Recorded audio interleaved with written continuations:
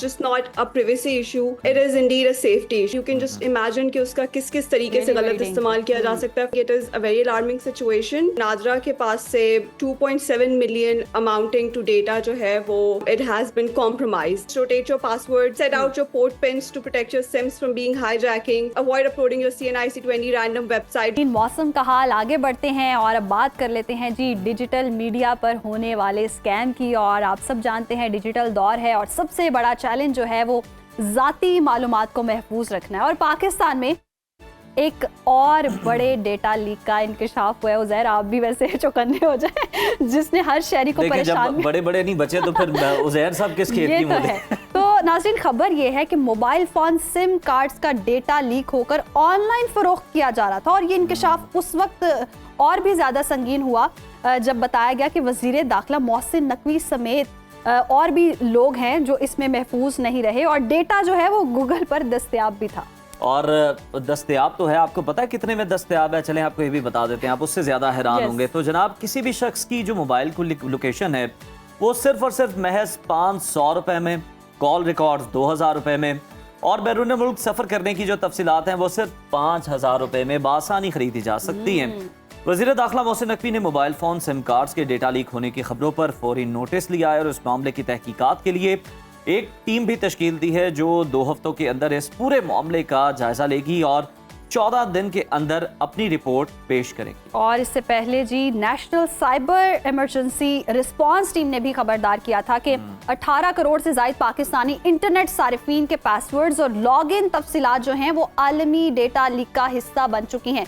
इसमें हम देख रहे हैं कि बैंकिंग इदारे, हुकूमती पोर्टल्स और सोशल मीडिया प्लेटफॉर्म्स और सेहत की सहूलियात जो फराहम करती हैं वो वाली वेबसाइट्स भी शामिल हैं। अब सवाल ये कि जब हुकूमती इदारे और बड़े प्लेटफॉर्म्स भी अपने रिकॉर्ड महफूज नहीं रख सके तो एक आम शहरी अपनी मालूमात की हिफाजत कैसे करेगा? ये कितना संगीन मामला है और इसके मुमकिन असरात हो सकते हैं, क्योंकि ये बड़ा तशवीशनाक मामला है और इसको लेकर बहुत ज़्यादा लोगों में तशवीश भी पाई जाती है। और मुझे महम एक मुल्क के सरबरा याद आ गए जिन्होंने अभी रिसेंटली ये दावा किया, उन्होंने प्रेस कॉन्फ्रेंस पे अपना फ़ोन दिखाया मीडिया को कि ये चाइना का बना हुआ हुआवे का फ़ोन है जो कि सदर शी जिनपिंग ने मुझे गिफ्ट किया है और इसे दुनिया की कोई टेक्नोलॉजी हैक नहीं कर सकती। तो मेरा ख्याल है सदर शी से कोई रिक्वेस्ट हमें भी करनी चाहिए क्योंकि ये मामला बड़ा संगीन है। तो खैर, इस पर बात कर लेते हैं। Cyber security expert Safina Aamir Baloch साहिबा ने हमें ज्वाइन किया। सफीना साहिबा, good morning and welcome to सोनो पाकिस्तान। आप बताइएगा, आपने इस तमाम सूरत हाल को एनालाइज किया होगा, आप क्या समझती हैं कि ये डाटा लीक कैसे हुआ और ये मामला कितना संगीन है? जो ये डाटा दस्तयाब है इतने सस्ते दामों, किन मकासद के लिए इस्तेमाल हो सकता है? Assalamualaikum जी, thank you so much for having me this morning. To answer your question, I think जो बेसिक इसके अंदर मैं एक आपको अलार्मिंग सिचुएशन नौयत का जैसे अंदाज़ा करवा सकती हूँ, वो ये है कि it's just not a privacy issue, it is indeed a safety issue. अगर आपका personal data belonging to your live locations, to your travel details, to your SIM details, to your bank details, अगर normally किसी के पास भी available है, you can just imagine कि उसका किस किस तरीके से गलत इस्तेमाल किया जा सकता है, from kidnapping to extortion to harassment to you know all of the wondrous crimes that you can imagine. ये डेटा उन तमाम चीज़ों के लिए यूज़ किया जा सकता है। जब इलीगल डेटा इस तरीके से ब्लैक मार्केट में फ़रोख्त होता है तो trust me, there are no limits to the illegal usage and the misusage of that data. So to be very honest, I think it is a very alarming situation and I think it's more about how we take responsibility of securing ourselves Safina instead साहिबा, of बिल्कुल just दुरुस्त waiting. फरमाया आपने। और ये कितना खतरनाक साबित भी हो सकता है और इससे क्राइम रेट भी और ज़्यादा बढ़ सकता है, क्योंकि हम देख रहे हैं कि मुल्क में हर फर्द को तहफ़्फ़ुज़ देने के लिए बहुत ज़्यादा इक़दाम किए जा रहे हैं और दूसरी तरफ हम देख रहे हैं कि डेटा लीक हो रहा है और मोबाइल लोकेशन और कॉल रिकॉर्ड जो हैं वो खुलेआम फरोख्त भी हो रहे हैं। तो ये आम शहरियों के लिए इससे ज़्यादा मजीद कितना बड़ा खतरा हो सकता है कि सिर्फ एक प्राइवेसी डिस्टर्ब नहीं है बल्कि ओवरऑल हम देख रहे हैं कि क्राइम रेट भी बहुत ज़्यादा बढ़ेगा। देखिए, मैं वही कह रही थी, the numbers that I am looking at right now is that NADRA के पास से 2.7 मिलियन अमाउंटिंग टू डेटा जो है वो it has been compromised, which is not a small number at all. And again, to answer your question, जब illegal data आपके बारे में available होता है, anybody can use it in any way. तो मैंने जैसे beginning में बात की कि it is not a safety privacy issue, it is a national safety issue.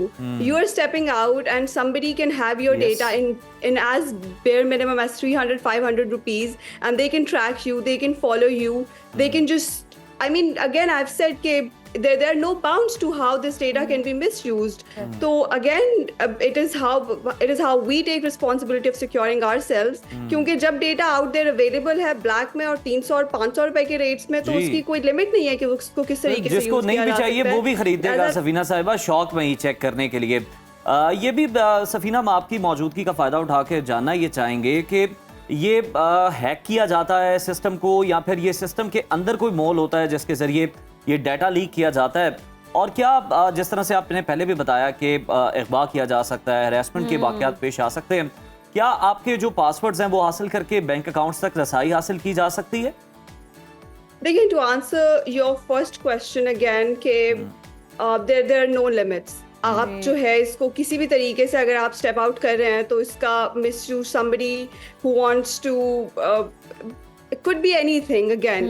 और जहाँ तक बात है कि ये how does it get out, it's both, it's insider weakness and it's outsider leverage as well. क्योंकि insider employee trading बहुत common phenomena है. अगर आपके protocols internally weak हैं, अगर आपके पास you do not have a sound infrastructure to protect your data, वो again insider trading is very very common, trust me. यानी कि सफीना साहिब, हम ये कह सकते हैं, ये कहना गलत नहीं होगा कि किसी भी तरह की worst situation सोची जा सकती है कि कुछ भी possible हो सकता है इस सारी सूरत में.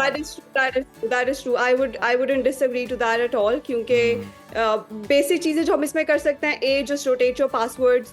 B, set out your port pins to protect your SIMs from being hijacking. C, just protect your avoid uploading your CNIC to any random website, जो हम as normal citizen अपनी every जो common man implement कर सकता है practice to secure themselves. But this misuse has no limits. अच्छा सफीना साहिबा, एक ये थोड़ा सा गाइड कीजिएगा, जिस तरह से पासवर्ड्स वगैरह तो लीक होना एक समथिंग एल्स, लेकिन ये सिम कार्ड्स के थ्रू कैसे डेटा लीक हो रहा है, ये कैसे पॉसिबल है?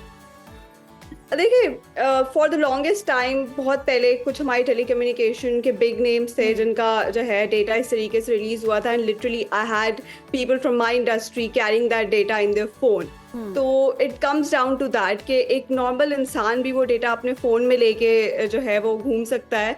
टेलीकम्युनिकेशंस के थ्रू डेटा लीक होना is the most easiest and most random things, and this has not the first time that it has happened in Pakistan. Pakistan में ऐसे बहुत सारे वाक़यात पहले भी हो चुके हैं, और इसी तरीके से डिफरेंट कमेटीज़ और साइबर रिस्पॉन्स टीम्स भी फॉर्म की गई थी to address this, which has of course proven not to be enough, क्योंकि इस तरीके के वाकयात टाइम में सफीना साहिबा, इसे यूं कहा जा सकता है कि मतलब आसान लफ्जों में लोगों के समझने के लिए कि पहले लोग जिस तरह से सिम का डेटा हासिल किया करते थे, किसके नाम पर है, पैसे दे के कुछ दे दिला के, ये अब उसकी मॉडर्न फॉर्म हो गई है और ज्यादा वर्स्ट है ये. I wouldn't disagree to that. That is correct. You are right to say that. अच्छा सफीना साहिबा, आपने बताया कि शहरियों को क्या करना चाहिए, ये तो आपने बता दिया कि कौन से इकदाम उन्हें करने चाहिए. हुकूमती इदारों को क्या करना चाहिए ऐसे वाक़यात से बचने के लिए, कौन से उन्हें साइबर सिक्योरिटी के जो इकदामात हैं, इनिशिएटिव्स हैं, वो लेने चाहिए, क्योंकि लोग उन पर ट्रस्ट करके अपनी जो डिटेल्स हैं वो उनके साथ शेयर कर रहे होते हैं, और सब कुछ तो आजकल ऑनलाइन है. I agree. I'm sorry I missed a bit of your voice. इसमें जो है वो plan it should be divided into immediate response, flexible response and the long term response. जो immediate response हम expect करते हैं वो ये करते हैं that we immediately block the data leaks that are happening, and once those data leaks have been blocked, the medium term initiative that could be taken is that we need to have an independent regulatory authority that monitors these data breaches and that monitors the intensity of these breaches. Secondly or thirdly, actually the most important point, Pakistan के पास कोई full-fledged data protection law at this point of time नहीं है. Yes, it is in the parliament and it is being discussed upon, but at this point of time as we speak, Pakistan के पास कोई data protection law नहीं है, which is a huge alarming sign. We do have PECA, which prevents us to a certain degree against cyber crimes and illegal trading, but Pakistan does need a full-fledged data protection law in order to secure its systems.